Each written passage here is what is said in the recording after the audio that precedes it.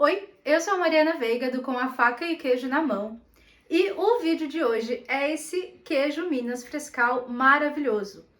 Quem já assiste o canal deve estar pensando, mas já tem receita de queijo Minas Frescal aqui no canal. Sim, já tem, e essa receita não é muito diferente da que tem aqui no canal. Só que a receita que já tem no canal, ela foi uma das primeiras receitas que eu postei aqui. Eu ainda não sabia muito o que o pessoal ia ter de dúvida, eu tava mais mostrando o que eu fazia. Então, essa receita de agora, ela é um pouco mais teórica, ela conta um pouco mais o que tá acontecendo, como que o leite vira este queijo lindo, maravilhoso, para você entender o queijo que você está fazendo, entender essa receita inteira, inclusive para fazer variações que você quiser para transformar o queijo no queijo temperado, num queijo mais sequinho, mais firme. Agora com você sabendo o que acontece e tirando as principais dúvidas que surgiram no canal desde que esse vídeo foi ao ar, então tá aqui a segunda receita do queijo Minas Frescal, versão 2021, que eu dedico ao Carlos, o mais novo membro apoiador do canal. No fim do vídeo eu vou contar também como que você pode fazer para ser também um membro apoiador do canal. Então fica aí com a receita, vai ser um pouquinho mais longa porque tem bastante explicação, então não reclama, é pra gente entender tudo que tá acontecendo nesse queijo aqui. Antes da gente começar a fazer o nosso queijo, a gente precisa ferver todos os utensílios. Depois que a água ferve, eu deixo por pelo menos mais uns 5 minutos aqui na panela, para ferver muito bem. O que eu tenho aqui? Forma, a espátula que eu vou cortar, a espátula que eu vou mexer e uma colher que eu sempre coloco aqui, porque a gente sempre precisa de uma colher de apoio para ajudar a gente na bagunça. Mas sempre muito fervido.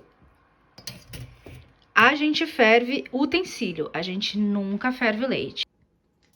Para essa receita, eu vou usar 5 litros de leite. E eu vou precisar também de sal, coalho e cloreto de cálcio. O cloreto de cálcio a gente só vai usar se a gente estiver usando o leite pasteurizado. Eu tenho vários vídeos aqui no canal falando mais sobre o leite para fazer o queijo. Eu sugiro você dar uma explorada no canal para entender um pouco mais. Mas já que esse vídeo ele é detalhado, eu vou explicar um pouquinho mais. Para fazer queijo, a gente não consegue usar o leite de caixinha, aquele que é o ultrapasteurizado. Por quê? Porque no processo de ultrapasteurização, ele é aquecido numa temperatura muito alta que muda a estrutura do leite e ele não faz queijo. Para queijo, a gente pode usar tanto o leite cru, que é aquele que acabou de sair da vaca, ou o leite pasteurizado. O leite pasteurizado, ele é tratado numa temperatura menor, é aquele da geladeira do mercado, que a gente compra ou no saquinho ou na garrafinha, mas é aquele da geladeira. Qual que é a diferença do leite pasteurizado para o leite cru? O leite cru é aquele que acabou de sair da vaca e pode ser que não tenha sido ordenhado de uma forma muito higiênica. Então, se você não põe a mão no fogo pela procedência do leite, pela saúde da vaca, tenho bastante vídeo falando sobre isso, a gente recomenda que, se você tem acesso ao leite cru, você pasteurize esse leite. Também tem vídeo aqui no canal mostrando como pasteuriza, mas você então tem o leite cru ou leite pasteurizado. Se o leite for pasteurizado, a estrutura dele, ela é um pouquinho modificada, você ainda consegue fazer queijo com ele, mas desde que você coloque aqui o nosso amigo cloreto de cálcio. Tem gente que jura de pé junto que consegue fazer queijo com leite pasteurizado sem usar o cloreto de cálcio, mas pelo que eu andei pesquisando e pelo que eu andei conversando com muita gente super especialista, é mais ou menos uma questão de sorte. Depende um pouco ali do processo de pasteurização, que você consegue fazer sem usar o cloreto de cálcio. Mas, como eu vejo muita gente perguntando aqui no canal, se você estiver usando o leite pasteurizado, não estiver usando o cloreto de cálcio e o coalho não forma, a resposta está no cloreto de cálcio. Use o cloreto de cálcio que ele vai sim formar o seu coalho. Então, eu sempre quando eu uso leite pasteurizado, eu coloco o cloreto de cálcio para ter certeza absoluta que a minha receita vai dar certo. Qual é a quantidade de cloreto de cálcio? Você precisa ver na embalagem do seu, porque tem várias apresentações diferentes do cloreto de cálcio. Esse aqui, por exemplo, ele é em escamas. Quero mostrar aqui. Dá pra ver? Ele é em escamas. E para esse aqui, é 1 grama a cada 5 litros de leite que eu for usar. Mas tem cloreto de cálcio líquido e pode ter concentrações diferentes. Então, por isso que tem gente que fala, mas Mariana, você não falou na receita quanto colocar de cloreto de cálcio. Porque varia muito de fabricante para fabricante. Leia o rótulo. Na verdade, ler o rótulo tinha que ser uma coisa para tudo na sua vida.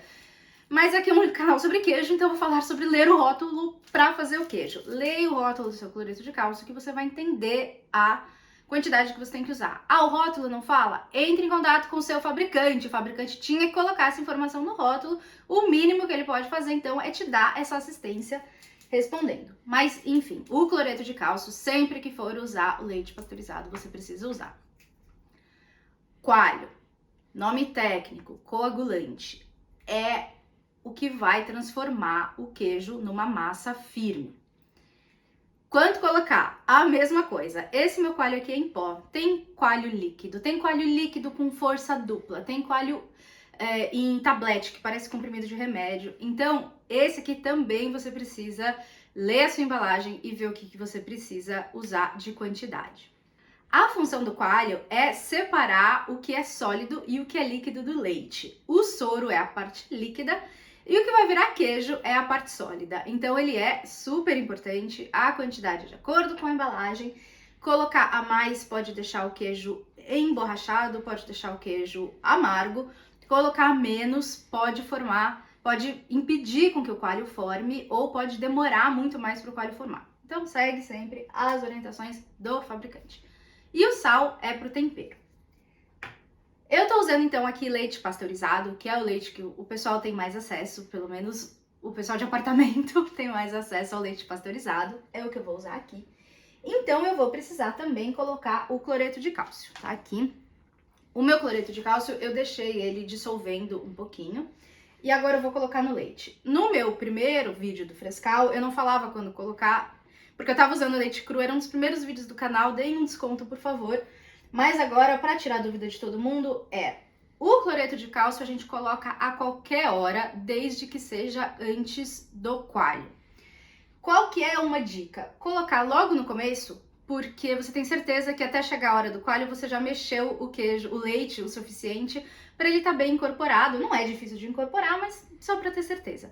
Mas se você esquecer de colocar antes de aquecer o leite, não tem o menor problema. Desde que você coloque antes do coalho, fica tranquilo que vai dar tudo muito certo. Então, o meu leite tá aqui na temperatura que tava na geladeira.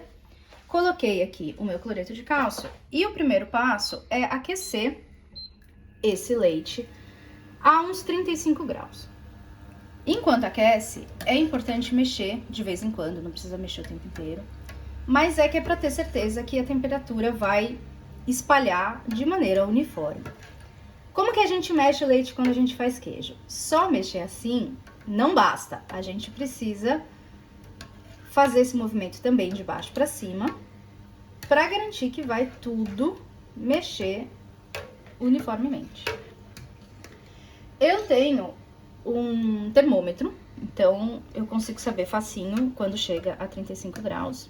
Se você não tem termômetro, 35 graus mais ou menos, e para esse queijo você não precisa assim ser super criterioso, super neurótico com temperatura. Se você ficar entre 32 e 36 graus, não tem problema nenhum, mas a temperatura que a gente precisa é a tal da temperatura de mamadeira.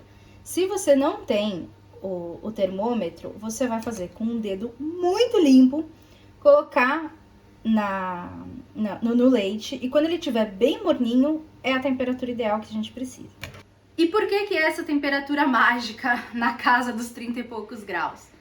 Porque o coalho, ele é uma enzima que está presente no estômago do bezerro. Então, até existem coalhos veganos hoje em dia, mas eu acho que até hoje o coalho padrão da indústria é o coalho da enzima do bezerro, mas essa temperatura de 30 e poucos graus é a temperatura que o leite sai da vaca. Então, faz todo sentido, a enzima do estômago do bezerro vai trabalhar na temperatura que o leite chega quentinho no estômago dele. Então, a gente vai deixar agora esperando chegar nessa temperatura. Muita gente também pergunta onde encontrar todos esses ingredientes para fazer queijo. Na internet você encontra super fácil, tem vários sites brasileiros e quem mora fora do Brasil também tem vários sites, várias opções legais. Aqui embaixo eu sempre coloco na descrição do vídeo uma lista de fornecedores. E quem comprar na Ricanata, que é um site brasileiro, nas compras acima de R$100, se você usar o cupom Mariana Veiga, você ganha 5% de desconto e ainda ajuda o canal. Então fica aí a dica, pode comprar na Ricanata, que eles têm uma assistência técnica maravilhosa, produtos para todas as escalas, tem para quem produz pequenininho, um pouquinho em apartamento, até grandes laticínios, e tem desconto para quem assiste aqui o canal. Cheguei na temperatura que eu preciso, desligo o fogo e agora eu vou colocar o coalho. Como meu coalho também é em pó, eu diluí um pouquinho em água e agora eu vou colocar aqui na panela. Qual que é o segredo do coalho? Não mexer muito. Não mexe por mais de uns 30 segundos, porque ele vai começar a formar o coalho e se a gente mexer, a gente vai destruir o que a gente tá fazendo. Então mexe bem, não se esquece de fazer esse movimento aqui por uns 30 segundos.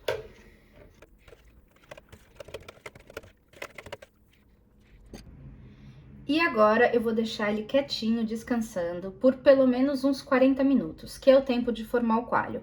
Daqui 40 minutos eu volto e vejo se tá no ponto que eu preciso. 40 minutos depois, eu vim ver como tava e ainda não tava no ponto. Faz mais ou menos 1h20 e agora tá no ponto que eu preciso para começar a fazer o nosso queijo. O que eu preciso olhar?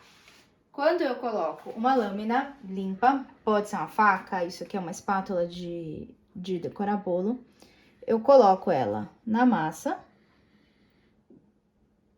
e ela sai limpa.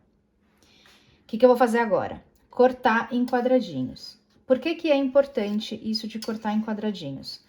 Porque lembra que eu falei que o coalho, ele separa o que é sólido e o que é líquido do leite pra gente fazer o queijo?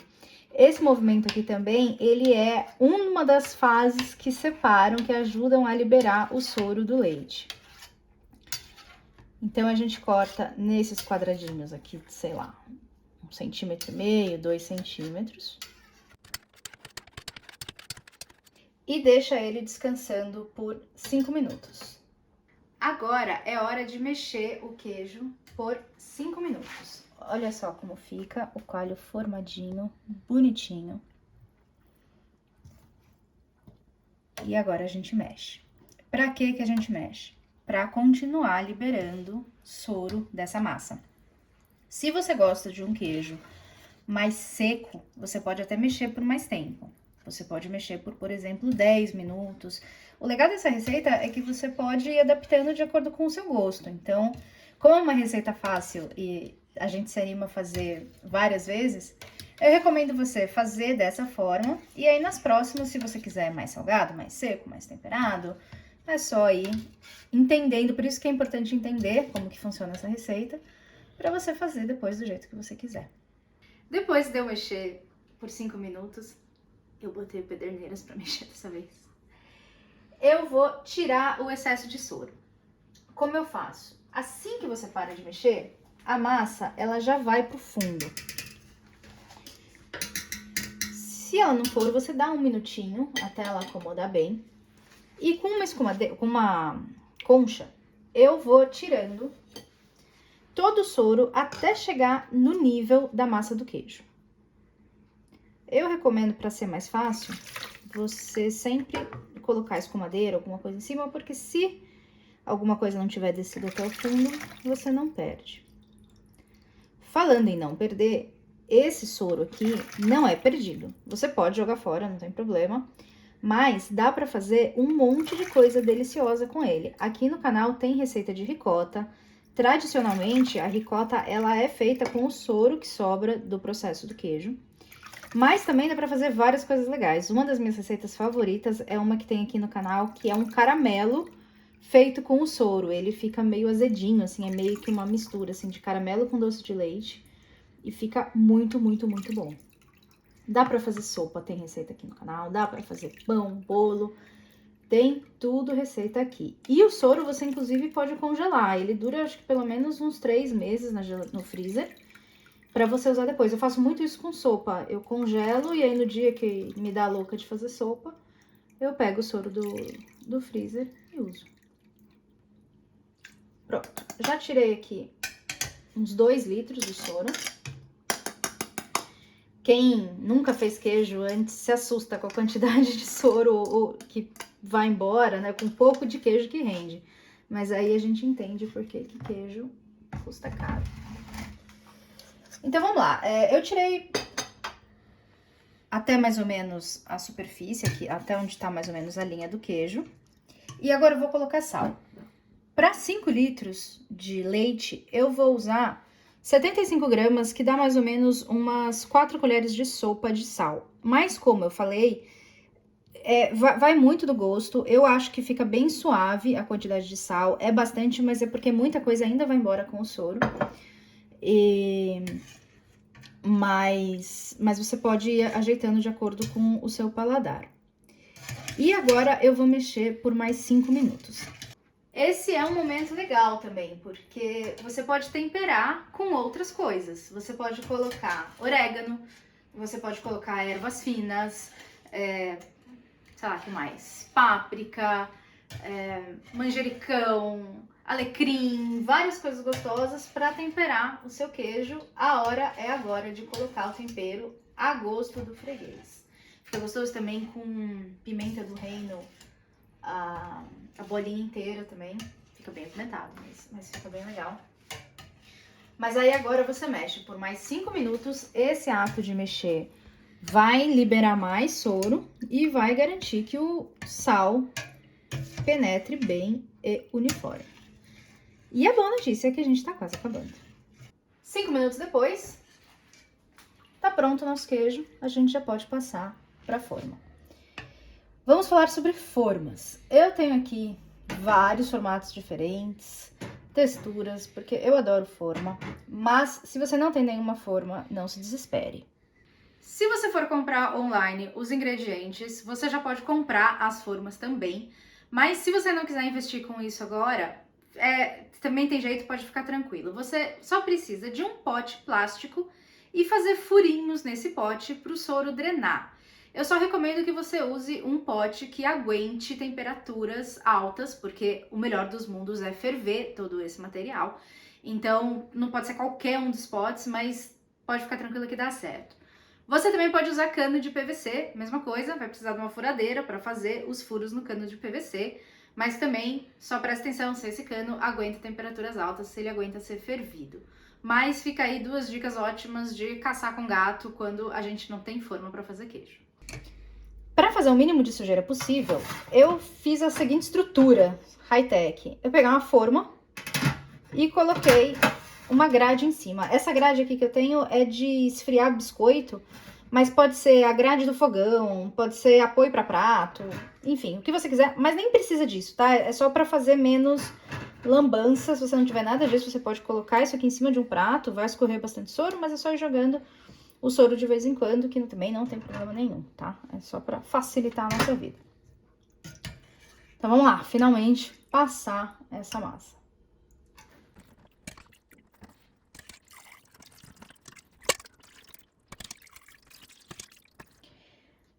Pronto, já passei. Não precisa prensar, tem gente que dá uma apertadinha aqui, não é necessário.